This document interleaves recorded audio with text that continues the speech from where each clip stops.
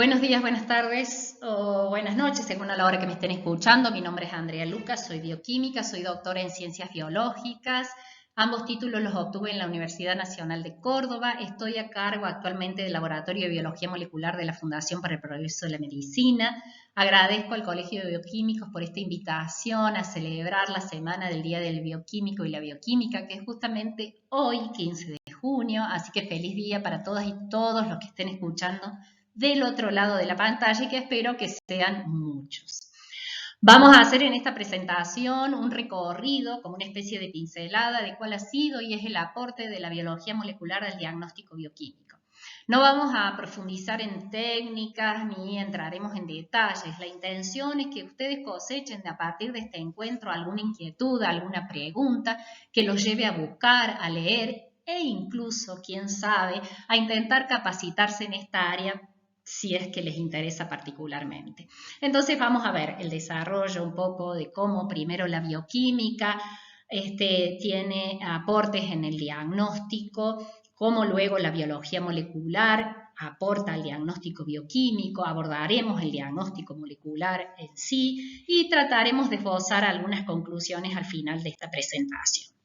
Primero vamos a empezar por la definición de la bioquímica, que nos dice que es una ciencia dedicada al estudio de la química, de la estructura y de las funciones de los seres vivos.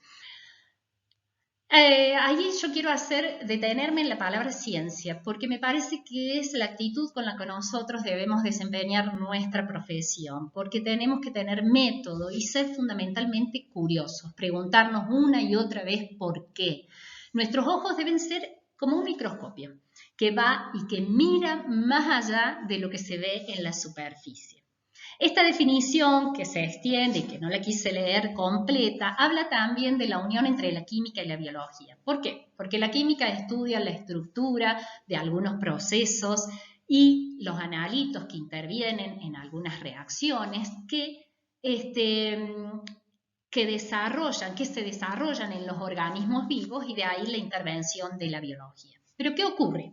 Ocurre que cuando hay enfermedad, esos procesos vitales están alterados y es ahí donde nuestro rol como bioquímicos es fundamental con nuestro aporte al diagnóstico clínico. Vamos a hablar un poco de cuál fue el origen de la bioquímica como profesión en nuestro país, que se remonta allá por el año 1919, cuando el doctor en química Juan Antonio Sánchez presentó el proyecto de creación del doctorado en bioquímica y farmacia. Este fue el puntapié para la creación de la bioquímica como carrera universitaria, que como tal se gestó en nuestro país y que fue tomado como modelo en algunos países de Latinoamérica. En 1936 comienza a dictarse la carrera en la Universidad Nacional de Córdoba, primero en la Facultad de Ciencias Médicas y luego en el Instituto de Ciencias Químicas, que fue el antecesor de la Facultad de Ciencias Químicas creada en 1971. A partir de ahí, bioquímicas y bioquímicos fuimos formados para desarrollar nuestra profesión. Y si bien la injerencia de los bioquímicos y las bioquímicas tiene una marcada impronta en el análisis clínico, la profesión ha ido evolucionando y contribuyó al desarrollo de otras áreas como bromatología, química forense, bioquímica del ambiente, biotecnología, entre otras. Sin embargo, nuestra mayor injerencia se concentra en lo que es la validación e interpretación de análisis clínicos en todo el proceso, desde el preanalítico, pasando por el analítico hasta el posanalítico. Todo eso para contribuir a la prevención, al diagnóstico, al pronóstico y tratamiento de las enfermedades. Vamos ahora a ver cómo algunos avances o grandes avances en lo referente a tecnología e instrumentación tuvieron en el laboratorio clínico. Así tenemos técnicas de separación como la cromatografía, la ultracentrifugación o la electroforesis que comenzaron a aplicarse en los laboratorios clínicos. Así fue como la cromatografía, que al principio utilizó columnas de gel de sílice, más tarde sustituyeron esas columnas por tiras de papel que se aplicaron al diagnóstico justamente en la separación de proteínas séricas.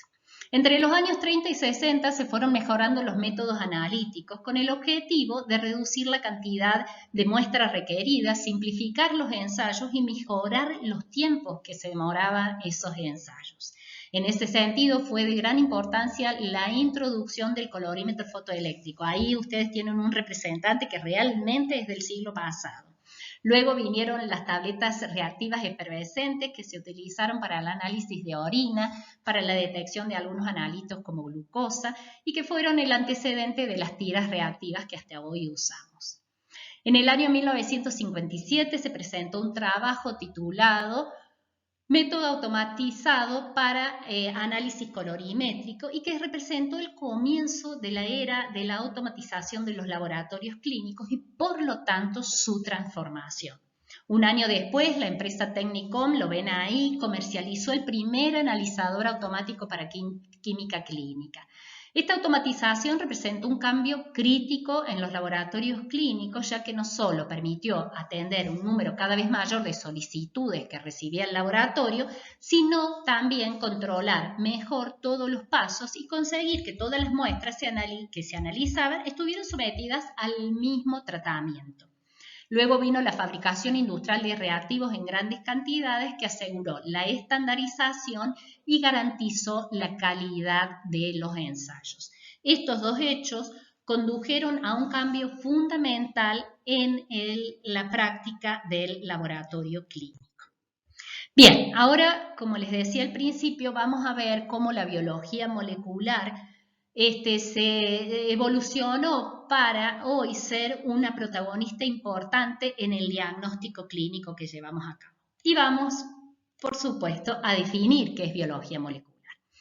La biología molecular se concentra en 3 moléculas, DNA, RNA y proteínas, en su composición, estructura e interacciones para el mantenimiento y para preservar o para desarrollar las funciones de la célula.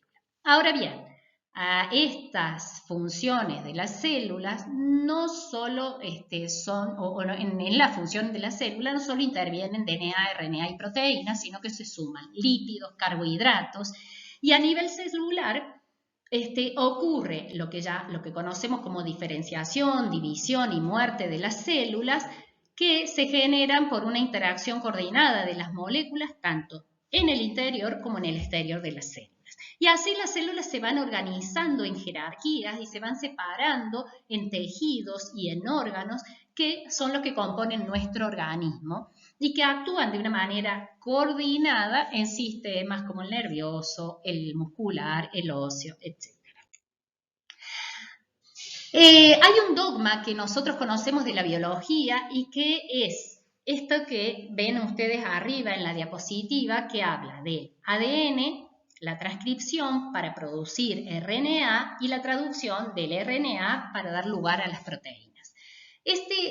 Esta sucesión unidireccional se descubrió más tarde con los trabajos que aportaron a partir de la publicación del genoma humano, se descubrió que no era tal, porque había modificaciones estructurales en el ADN, interacciones ADN-ADN, interacciones ADN-RNA, interacciones ADN-proteínas, entre otras, que demostraron, como vemos en la parte de abajo de la diapositiva, que este sentido unidireccional no era tal y que en realidad se transformó en un esquema multidireccional de interacciones complejas que difícilmente se pueden comprender con el esquema reduccionista que vemos arriba. Ahora, hablando del genoma humano y del proyecto del genoma humano, que después más tarde lo vamos a abordar, quiero que tengamos en cuenta un poco estos números. Sabemos que el genoma humano contiene 3 millones de pares de bases de ADN en los 23 cromosomas. Sabemos además que la gran mayoría de las células son diploides y por lo tanto tenemos en cada célula 23 pares de cromosomas, excepto en las que ya sabemos. Por lo tanto, contamos con 6.000 millones de pares de bases de ADN por célula.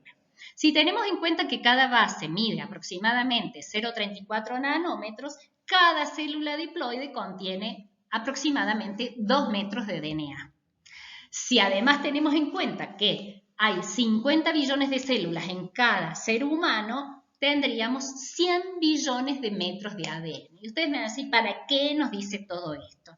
Les digo además que esa cantidad de metros de ADN, para que podamos ponerlo de una manera más práctica y comprensible, es como recorrer 300 veces yendo y viniendo del Sol a la Tierra, donde sabemos que hay 150 millones de kilómetros de distancia. ¿Para qué les digo todo esto? Pues para contarles que solo de esa cantidad enorme de metros de ADN, solo el 2% se traduce en proteínas. El resto, dijeron algunos científicos al comienzo cuando se desilusionaron al saber que solo el 2% producía proteínas, ¿para qué estaba el resto? Decían ADN basura es el resto, pues no. Actualmente sabemos que tienen otras y muchas funciones. Bien, ahora vamos a ver, vamos a dar un salto y vamos a ver cuáles son los hitos, dicho todo lo anterior, cuáles son los hitos de la biología, de la historia de la biología molecular. Y los dividimos en 3 momentos. Primero, en 1953, cuando se descubre la estructura de doble hélice del ADN, que lo hicieron Watson y Crick con la ayuda no reconocida de Rosalind Franklin, que fue una mujer que aportó la difracción de rayos X y sin su aporte no se hubiera descifrado la estructura de doble hélice del ADN. Sin embargo, ella no recibió el premio Nobel. Así que ustedes saquen sus propias conclusiones. Este suceso fue poco valorado al principio, pero sin embargo permitió descifrar los misterios del código genético conformado por esas 4 letras, A, T, G y C. Luego vino la década del 70 con el descubrimiento de la primera enzima de restricción que abrió las puertas a la ingeniería genética, que permitió poder cortar ADN en un sitio específico y crear un espacio donde se puede introducir otro ADN extraño, es decir, edición genética pura y dura. Se produce ahí un cambio conceptual en la ciencia y me animo a decir que en la humanidad, porque se pudo manipular el material genético de cualquier organismo desarrollando lo que conocemos como ADN recombinante. Ese ADN puede ser sintetizado en el laboratorio y puede ser introducido en cualquier célula generando cambios en su estructura o en el comportamiento de un organismo.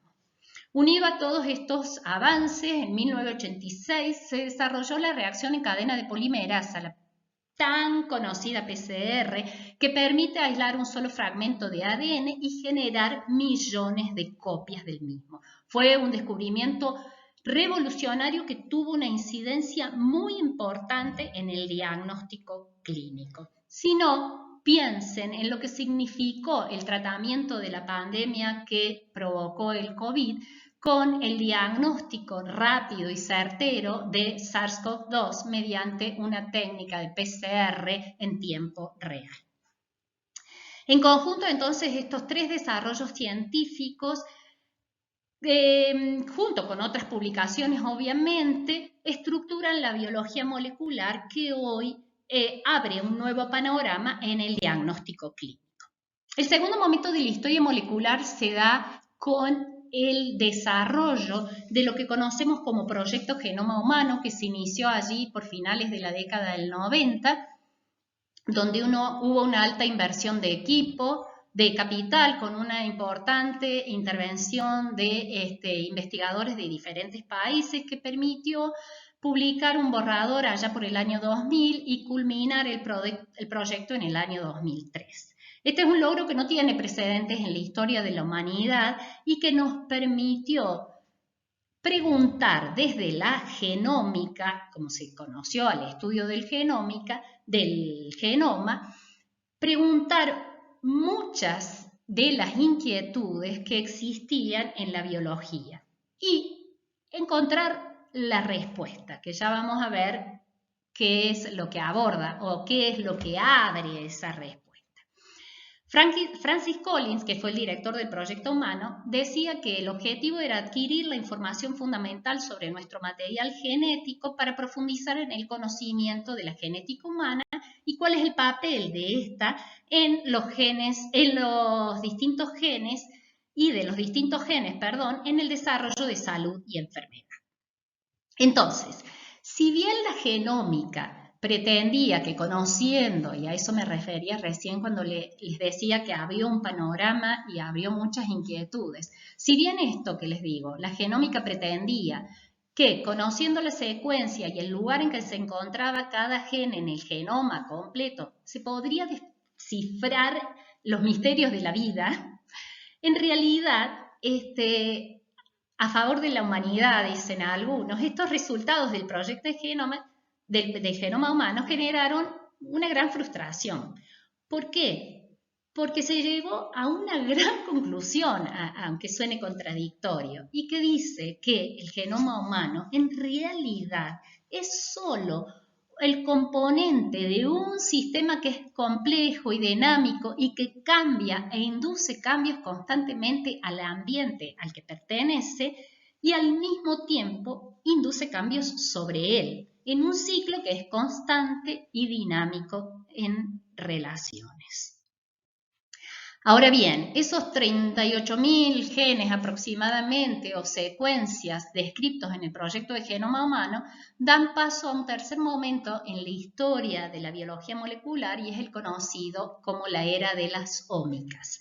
Los interrogantes actuales que ha generado el proyecto genoma humano están encaminados a identificar no solo el ADN como la base de la explicación de la vida, sino también el RNA, o sea, la transcriptómica, la proteómica con las proteínas, la glicómica con los carbohidratos, la lipidómica con los lípidos, la metabolómica con los metabolitos y la interacción entre todas ellas cuando hablamos de interactómica.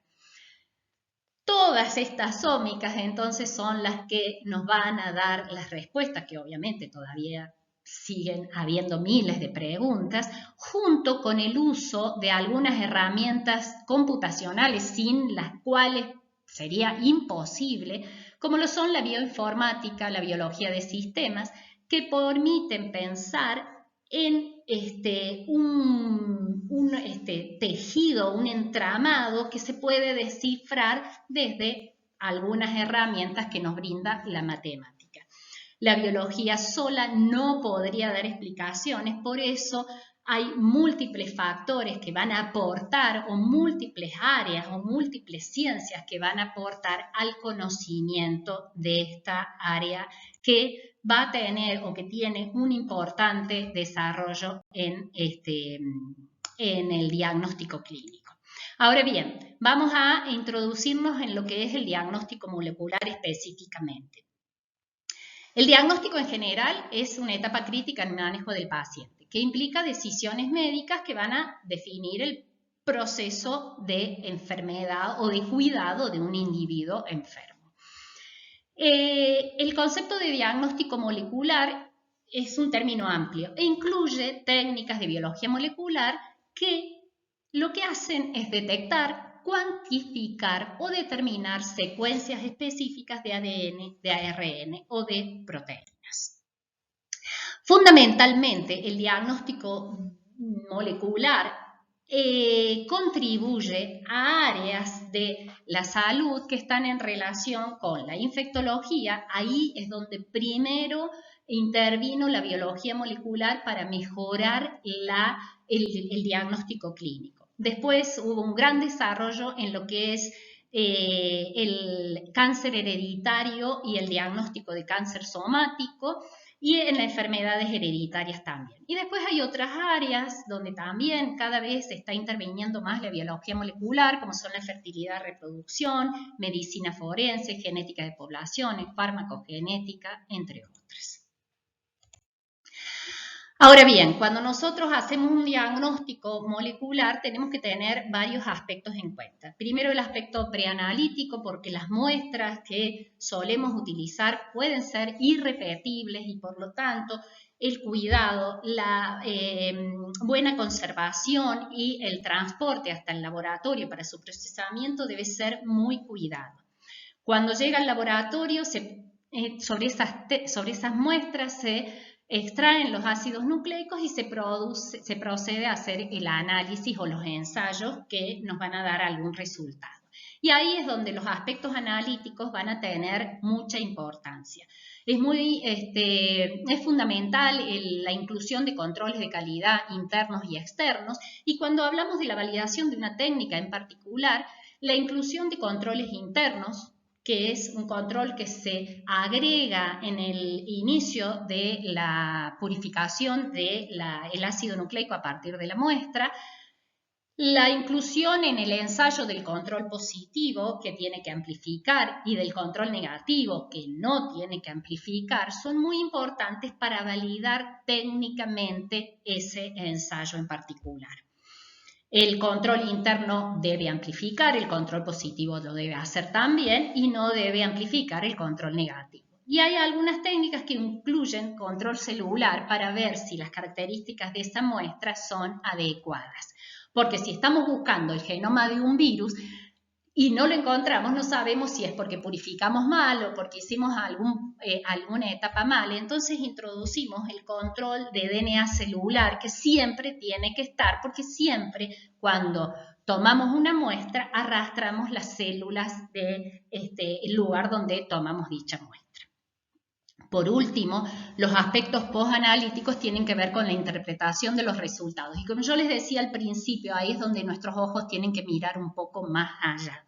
Y finalmente, tenemos que tener en cuenta que el modelo de informe debe tener características donde debemos señalar el ensayo que realizamos, cuál es la técnica que utilizamos, el tipo de muestra que analizamos, el resultado obviamente y algunas observaciones que sean necesarias para la interpretación.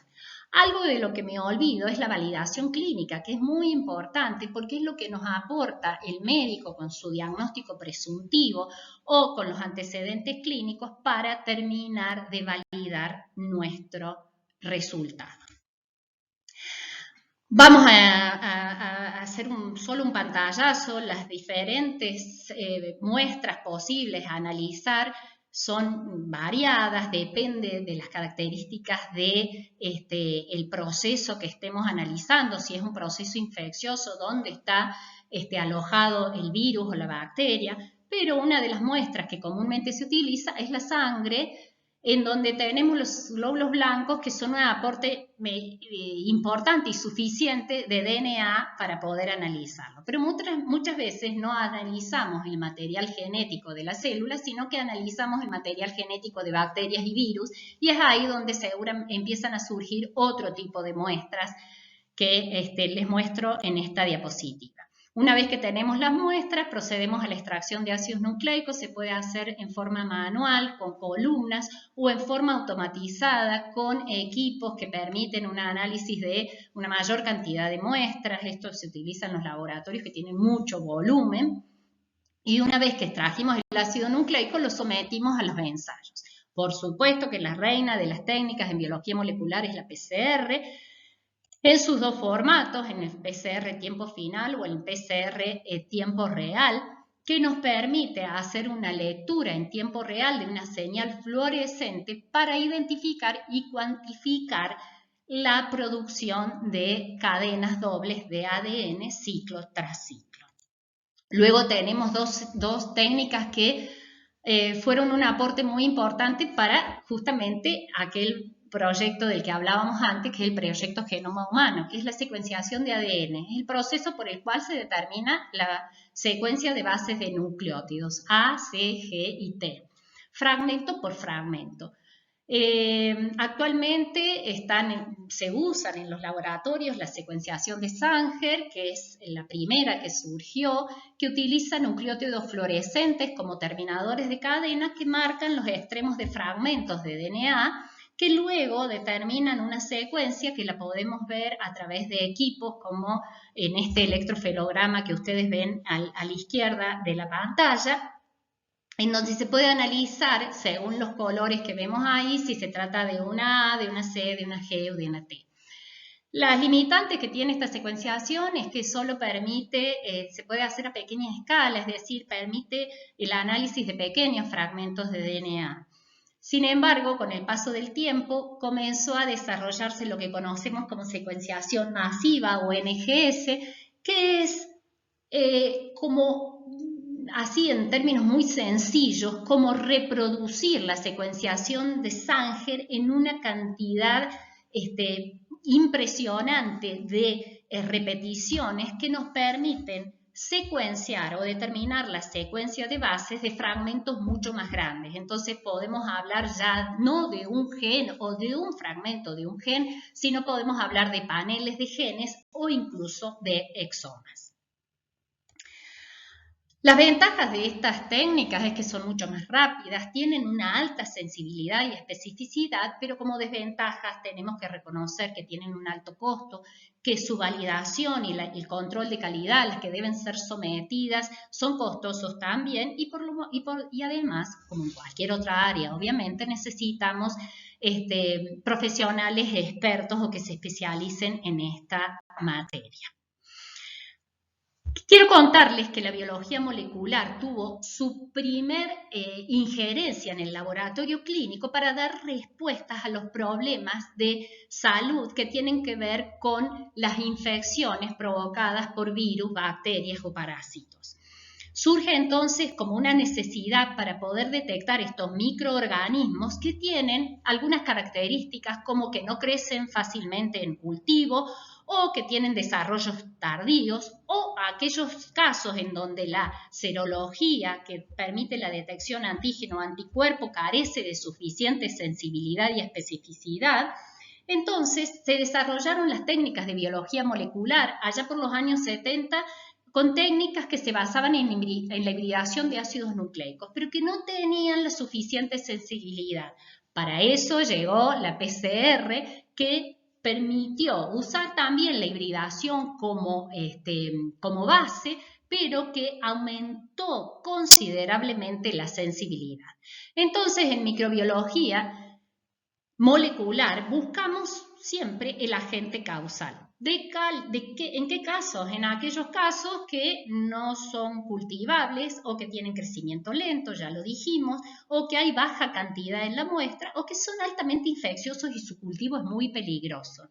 Pero además de identificar el agente causal, podemos hacer monitoreo de la carga viral, podemos hacer genotipificación o podemos detectar genes de resistencia a los tratamientos. Ahora bien, me quise detener en microbiología porque es el área en donde tuvo mayor desarrollo la biología molecular y fue en donde primero se desarrolló la biología molecular.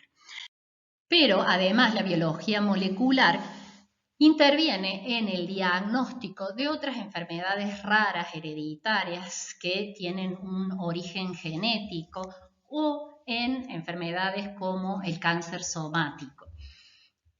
Y por otro lado, además de diagnosticar o de permitirnos o de darnos herramientas para el diagnóstico, la biología molecular es una herramienta esencial para la toma de decisiones en todas las etapas de atención del paciente, como lo son la evaluación del riesgo, tamizaje, la selección de terapia o el seguimiento de una enfermedad.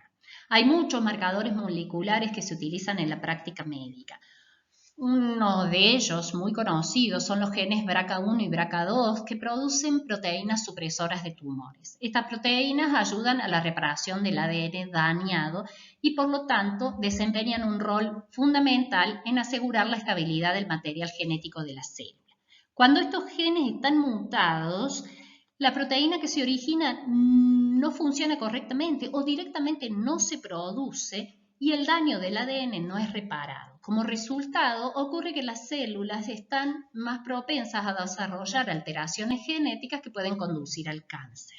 Mutaciones heredadas específicas en estos genes BRCA1 y BRCA2 aumentan el riesgo del desarrollo de cáncer de mama y de ovario. Otras mutaciones como las son el factor 5 de Leiden o la protrombina 20-210 implican un factor de riesgo genético para el desarrollo de trombosis venosa. No significa que quienes tengan estas mutaciones van a desarrollar trombosis venosa, pero sí tienen un factor de riesgo importante a desarrollarlo. Conocerlos permite tomar medidas de prevención. Con respecto al tamizaje, un caso muy conocido es el virus papiloma humano, que sabemos que está asociado al desarrollo del cáncer de cuello de útero. Si hacemos un control con la detección de este virus en la consulta de las mujeres, en la consulta ginecológica de las mujeres, podemos alertar la presencia del virus y puede entonces la ginecóloga o el ginecólogo tomar las medidas necesarias para evitar que se desencadene el cáncer cérvico-vaginal. Cérvico-uterino, perdón. Con respecto al diagnóstico, ya hablamos de las enfermedades infecciosas, también se puede hacer el diagnóstico de enfermedades que tienen un componente genético, como son la hemocromatosis o el gen de fusión BCR-ABL asociado a la leucemia mieloide crónica. Con respecto a la selección de la terapia, al seguimiento, de selección de terapia, bien digo, los genes KRAS, NRAS, BRAF son protooncogenes que desempeñan papeles críticos en la división, diferenciación y autodestrucción celular. Mutaciones en estos genes producen proteínas anómalas que están asociadas con la formación de neoplasias a nivel de páncreas, colon, pulmón y algunos otros tejidos. Detectar estas mutaciones específicas permiten definir la susceptibilidad de un paciente a ciertas terapias. Por último, el seguimiento de algunas enfermedades, como puede ser leucemia mieloide crónica, a través de la cuantificación del gen de fusión BCR-ABL, que permite evaluar si la terapia está funcionando o no. Lo mismo ocurre con la cuantificación del virus de inmunodeficiencia humana en los pacientes tratados con las terapias antirretrovirales. La carga viral se realiza periódicamente en estos pacientes para evaluar si la terapia está funcionando o si se generó resistencia y por lo tanto hay que cambiar de terapia. Finalmente, como les dije al principio, vamos a tratar de esbozar algunas conclusiones, que ya las hemos dicho, solamente vamos a resumirlas acá. La biología molecular entonces introduce un conjunto de herramientas en el laboratorio clínico que en el caso de las enfermedades infecciosas permite identificar rápidamente un patógeno específico. En el caso de las enfermedades hereditarias o enfermedades con bases genéticas, da una información rápida y precisa sobre la estructura ADN-ARN de un paciente o de una muestra en particular que puede ser utilizada para la prevención, para el diagnóstico y el tratamiento. La aplicación de estos métodos es sabido que pueden ser de una complejidad importante debido a las tecnologías que están involucradas. Pero si nos ayudamos con tecnologías como la informática, análisis de datos a gran escala, se permite un trabajo interdisciplinario que nos ayuda a nosotros, los laboratoristas, digamos, a terminar de entender estos estudios. Por otro lado, el estudio del genoma humano ha permitido un impulso vertiginoso del desarrollo de las ómicas de las que hablábamos hace un tiempo, y la biología de sistemas como herramientas para la interpretación de la complejidad que es el ser humano. Estamos frente entonces a un momento muy importante donde hay un gran desarrollo, donde intervienen distintas áreas que van a colaborar para que el diagnóstico sea cada vez más certero, para que el diagnóstico sea cada vez más dirigido a cada paciente en particular. Finalmente, no me queda más que decirle muchas gracias por escucharme, por estar del otro lado y espero que se cumpla ese objetivo inicial que me planteé y es que a partir de esta charla surjan en ustedes algunas preguntas, algunas inquietudes que los lleve a leer, a estudiar y a seguir capacitándose. Muchísimas gracias nuevamente y hasta la próxima.